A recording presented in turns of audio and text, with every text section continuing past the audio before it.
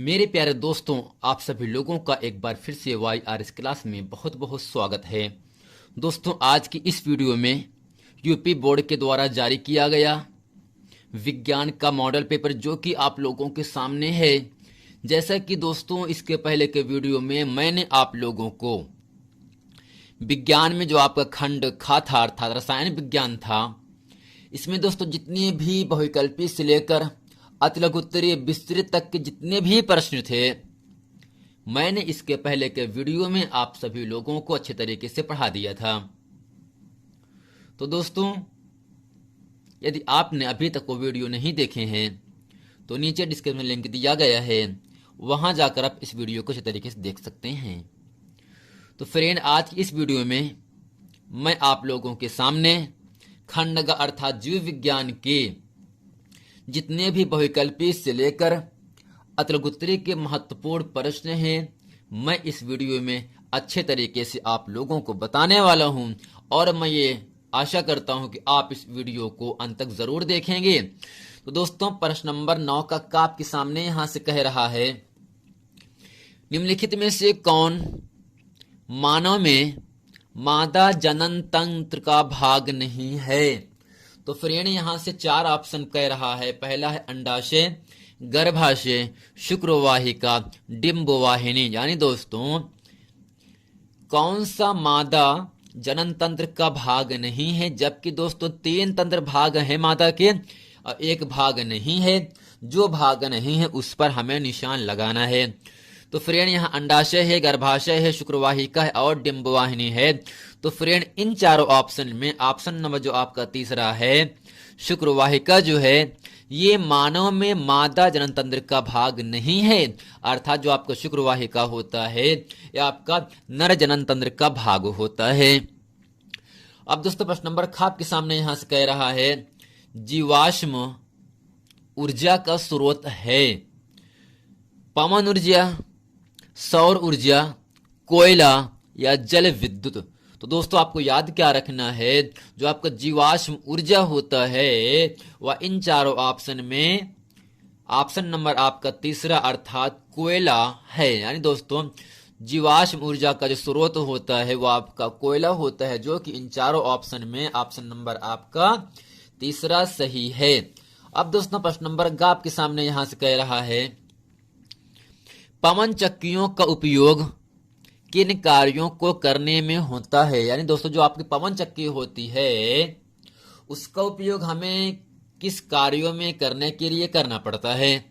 दोस्तों, पहला यहां से है यांत्रिक कार्य, दूसरा है रासायनिक कार्य, तीसरा है दोनों कार्य यानी यांत्रिक और रासायनिक दोनों। दोस्तों, चौथा यहां से है इनमें से कोई नहीं। तो फ्रेंड, आपको याद क्या रखना है, जो पवन चक्की होती है उसका उपयोग यांत्रिक कार्य करने के लिए किया जाता है, जो कि इन चारों ऑप्शन में ऑप्शन नंबर आपका पहला अर्थात यांत्रिक कार्य। यानी जो दोस्तों, जो आपका यांत्रिक कार्य होता है उसको पवन चक्की में उपयोग हम कर सकते हैं। अब फ्रेंड, प्रश्न नंबर घ आपके सामने यहां से कह रहा है, वे पदार्थ जो जैविक प्रक्रम द्वारा अपघटित हो जाते हैं यानी अलग हो जाते हैं, टूट जाते हैं, कहलाते हैं। दोस्तों, यहां से पहला आपका आता है जैव निम्नीकरणीय, दूसरा दोस्तों है अजैव निम्नीकरणीय, तीसरा है जैव उच्चीकरण, चौथा है दोस्तों इनमें से कोई नहीं। तो फ्रेंड, आपको याद क्या रखना है, वे पदार्थ जो जैविक प्रक्रम के द्वारा अपघटित हो जाते हैं उसे दोस्तों हम कहते हैं जैव निम्नीकरणीय अपघट्य कहलाते हैं। यानी दोस्तों, जो आपका जैव निम्नीकरणीय स्रोत होता है उसको हम जैविक प्रक्रम के द्वारा अपघटित कर सकते हैं। अब दोस्तों, प्रश्न नंबर 10 का प्रश्न नंबर का आपके सामने यहां से कह रहा है, स्वपोषी पोषण के लिए आवश्यक परिस्थितियां कौन सी हैं और उसके उप उत्पाद क्या हैं? जैसा कि दोस्तों एग्जाम में 2 नंबर के लिए आपसे पूछा जाता है। प्रश्न नंबर दोस्तों रखा है, पुष्प के बीजांड का स्वच्छ नामांकित चित्र बनाइए। और प्रश्न नंबर ग है, जैव निम्नीकरणीय पदार्थ पर्यावरण को किस प्रकार प्रभावित करते हैं? आइए दोस्तों, इस वीडियो में प्रश्न नंबर 10 से का ख और गा इसको अच्छे तरीके से हम पढ़ते हैं। अब दोस्तों, इसके उत्तर में हम यहां से लिखते हैं, स्वपोषी पोषण के लिए प्रकाश संश्लेषण आवश्यक है। हरे पौधे के सूर्य की प्रकाश की उपस्थिति में क्लोरोफिल नामक वर्णक से और जल के द्वारा कार्बोहाइड्रेट का निर्माण करते हैं। इस क्रिया में ऑक्सीजन गैस बाहर निकलती है। यानी दोस्तों स्वपोषी जो आपका पोषण होता है उसमें प्रकाश संश्लेषण की आवश्यकता पड़ती है। हरे पौधे के सूर्य के प्रकाश की उपस्थिति में क्लोरोफिल नामक वर्णक से और जल के द्वारा कार्बोहाइड्रेट का निर्माण कर देते हैं। और दोस्तों इस पूरी प्रक्रिया को हम क्या कहते हैं? इस पूरी प्रक्रिया में ऑक्सीजन गैस दोस्तों बाहर निकलती है। अब दोस्तों समीकरण आपके सामने यहां से बताया गया है 6CO2 जिसे कहते हैं दोस्तों जो आपका CO2 आपका कार्बन डाइऑक्साइड गैस होता है। H2O को दोस्तों हम जल कहते हैं। यानी दोस्तों कार्बन डाइऑक्साइड की क्रिया जल से कराने पर और दोस्तों सूर्य का प्रकाश की उपस्थिति में अर्थात क्लोरोफिल की उपस्थिति में कराने पर यह आपका C6H12O6 अर्थात ग्लूकोज और दोस्तों ग्लूकोज बनने के साथ साथ ही जल और ऑक्सीजन गैस दोस्तों बाहर निकल जाती है। यानी दोस्तों कार्बन डाइऑक्साइड की क्रिया जल सूर्य के प्रकाश की उपस्थिति में कराने पर यह ग्लूकोज और जल तथा ऑक्सीजन गैस बाहर निकालता है। अब दोस्तों यहां से लिखते हैं अतः स्वपोषी पोषण की आवश्यकता परिस्थितियां सूर्य का प्रकाश क्लोरोफिल कार्बन डाइऑक्साइड और जल इसके उप उत्पाद होते हैं। यानी दोस्तों जब कार्बन डाइऑक्साइड की क्रिया हम जल से कराते हैं सूर्य के प्रकाश की उपस्थिति में तब ग्लूकोज और जल और ऑक्सीजन गैस बाहर निकलते हैं। इसी दोस्तों को हम क्या कहते हैं? उप उत्पाद कहते हैं। अब दोस्तों यहां से प्रश्न नंबर आपका जो खा कह रहा था दोस्तों खा कह रहा था भी आपके सामने प्रश्न पुष्पी पौधों में लैंगिक जनन किन अंगों के द्वारा होता है? एकलिंगी तथा उभयलिंगी पुष्प क्या हैं? उदाहरण सहित बताइए। या दोस्तों आपसे पूछ सकता है ऐसे करके आवृतबीजी पौधों में लैंगिक जनन पर टिप्पणी लिखिए। अब दोस्तों इसके उत्तर में यहां से लिखते हैं आवृतबीजी पौधों में नर तथा मादा जननांग पुष्पों में स्थित होते हैं। पुष्पों को यानी फूलों को रूपांतरित शाखा कहते हैं। इसमें निम्नलिखित 4 चक्र होते हैं। अब दोस्तों यहां से जो आपका पहला चक्र है उसका नाम क्या है? बाह्यदल। दोस्तों इसमें समझेंगे और लिखेंगे यह हरे रंग की पत्ती सदृश रचनाओं का चक्र है जो पुष्प के भीतरी चक्रों की रक्षा करता है। दूसरा दोस्तों आपके यहां से है दल है। ये रंगीन होते हैं तथा परागण की क्रिया के लिए कीटों को आकर्षित करते हैं। अब दोस्तों तीसरा यहां से है पुमंग या एंड्रीशियम नर जनन अंग। इसकी प्रत्येक इकाई को पुंकेसर कहते हैं। पुंकेसर का अगला फूला हुआ भाग परागकोश होता है। यानी दोस्तों जो इसकी जो पुमंग होता है इसकी जो सबसे प्रत्येक इकाई को हम क्या कहते हैं? पुंकेसर कहते हैं। पुंकेसर का जो अगला फूला हुआ भाग आपको दिखाई पड़ता है उसे दोस्तों हम परागकोश कहते हैं। परागकोश या एंथर के अंदर नर युग्मक या परागकण बनते हैं। परागकण में एक सूत्री नर केंद्रक होता है। अब दोस्तों यहां से चौथा दल आपके सामने यहां से आता है जायांगिया गायनीशियम अर्थात मादा जनन अंग। इसकी प्रत्येक इकाई को अंडप या कार्पोल कहते हैं। कार्पोल का जो निचला सिरा होता है दोस्तों वो फूला हुआ भाग अंडाशय होता है जिसमें बीजांड या ओव्यूल होता है। बीजांड में मादा युग्मक या अंड बनता है। बीजांड से बीज बनता है। दोस्तों क्या बनता है? बीजांड से बीज बनता है।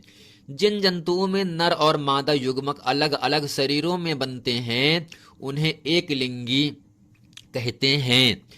जब जंतुओं को नर एवं मादा लिंग के रूप में उनके दैहिक लक्षणों अर्थात मुख्यतः सहायक जननांगों के आधार पर पहचाना जाता है तो जीवों के इस गुण को जीवों में लैंगिक द्विरूपता कहते हैं। उदाहरण के लिए दोस्तों समझ सकते हैं यहाँ से मानव यह द्विरूपता पादपों में नहीं पाई जाती है। हालांकि जंतुओं एवं पादपों दोनों के ही युग्मक में द्विरूपता पाई जाती है।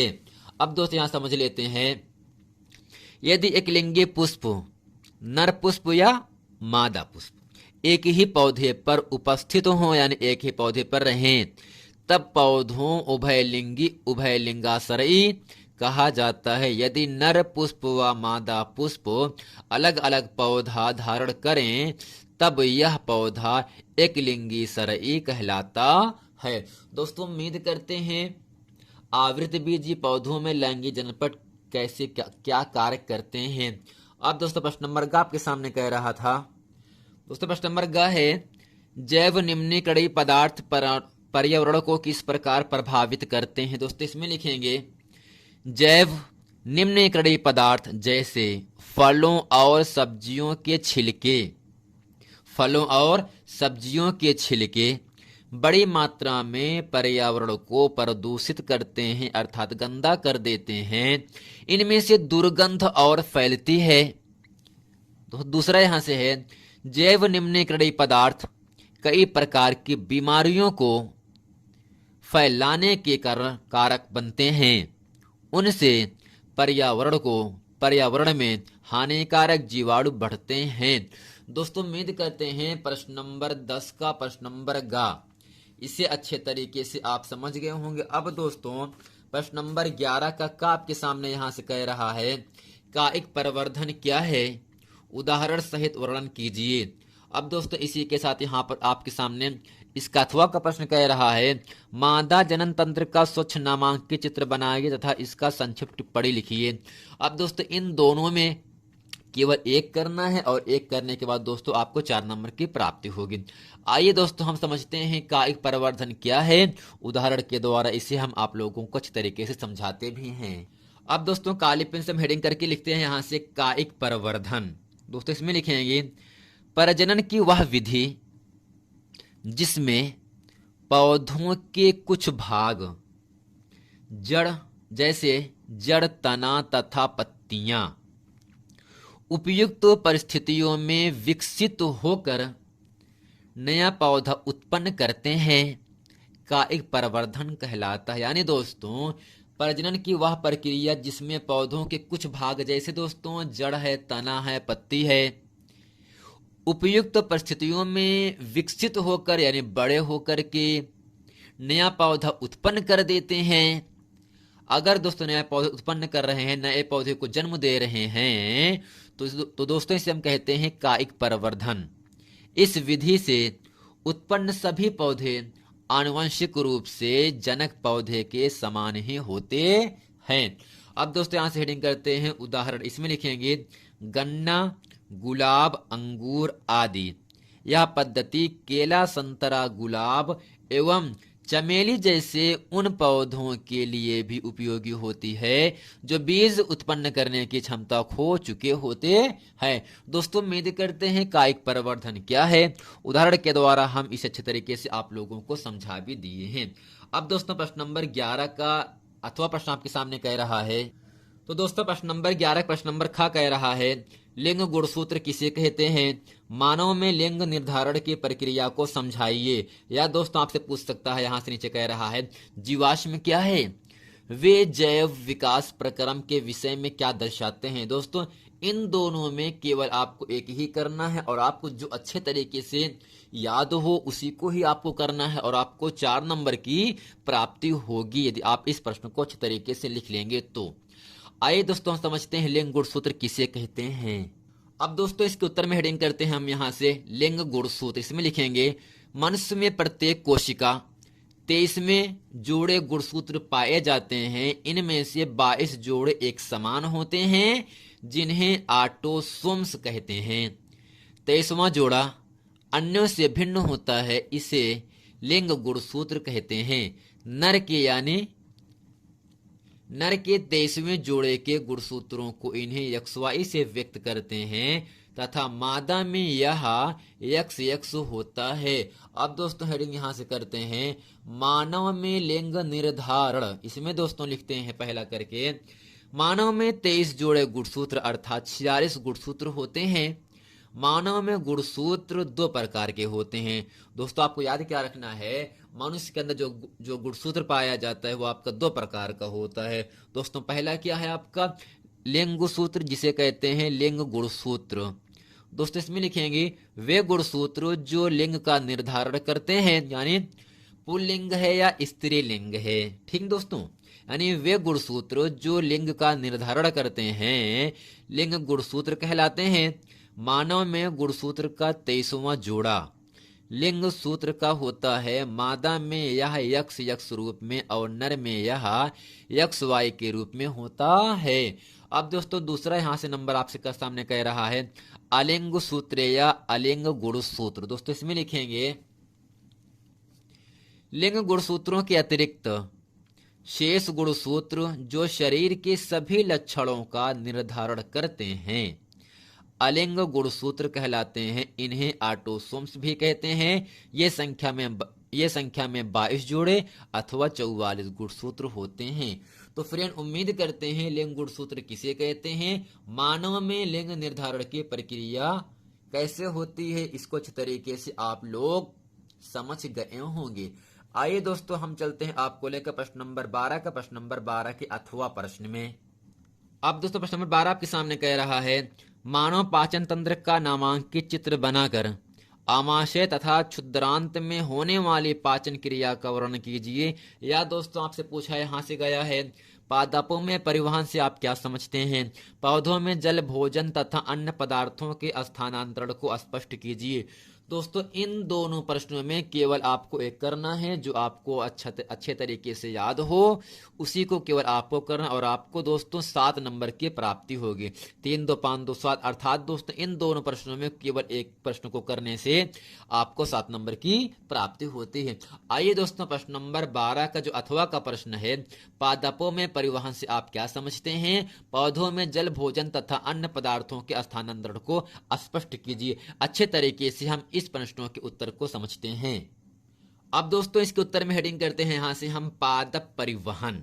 इसमें दोस्तों लिखेंगे और समझेंगे जड़ के मूल रोमों द्वारा अवशोषित जल व उसमें घुले लवणों तथा पत्तियों में बने खाद्य पदार्थों को पौधों के विभिन्न भागों तक पहुंचाने के लिए सभी पादपों में चालन वाहिकाओं से निर्मित एक तंत्र होता है दोस्तों, जिसे हम क्या कहते हैं, पादप परिवहन तंत्र कहते हैं। यानी दोस्तों जड़ के जो मूल रोम होते हैं, यानी जो जड़ के जो मूल रोम होते हैं जो पतले पतले होते हैं, वे क्या करते हैं दोस्तों, अवशोषित जल व उसमें घुले लवणों तथा पत्तियों में बने खाद्य पदार्थों के पौधों के विभिन्न भागों तक पहुंचाने का दोस्तों कार्य करते हैं। सभी पादपों में चालन वाहिकाओं से निर्मित एक तंत्र होता है फ्रेंड, जिसे हम क्या कहते हैं, पादप परिवहन तंत्र कहते हैं। अब दोस्तों यहां से हम हेडिंग करते हैं काले पेन से पौधों में भोज्य पदार्थों का स्थानांतरण विधि। दोस्तों इसमें लिखेंगे पत्तियों द्वारा निर्मित भोज्य पदार्थों को एक स्थान से दूसरे स्थान तक ले जाने के लिए जिस पदार्थ का प्रयोग किया जाता है उसे फ्लोएम कहते हैं। पत्तियों द्वारा निर्मित कार्बनिक भोज्य पदार्थ एक विलयन के रूप में तने एवं जड़ में स्थानांतरित किया जाता है।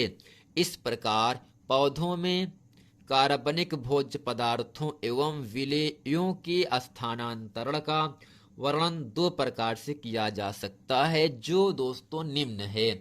दोस्तों पहला क्या है, स्थानांतरण, दूसरा दोस्तों यहां से है स्थानांतरण की क्रिया विधि।